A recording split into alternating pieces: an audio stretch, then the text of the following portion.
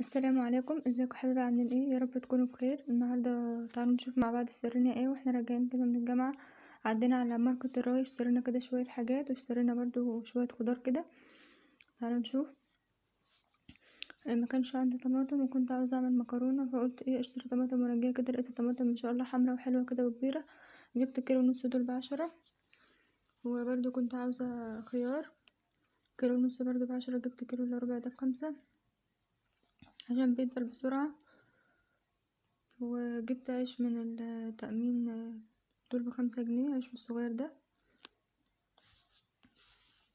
بص ما شاء الله، بحب العيش الصغير ده قوي. ومن الراية بقى جبنا ايه خلطة بشاميل. الكيس ده حوالي ب6 جنيه، عشان نعمل معاكم مكرونة كده بالوايت صوص. وجبنا علبة الجبنة فيتا دي بقت ما شاء الله ب18، بقت بكام؟ بقت ب16 ونص علبة الجبنة الصغيرة دي الربع.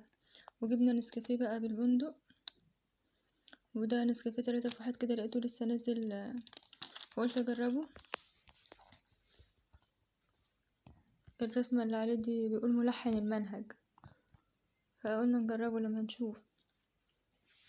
ملحن المنهج ده كان ب3 ونص، بالبندق بكام؟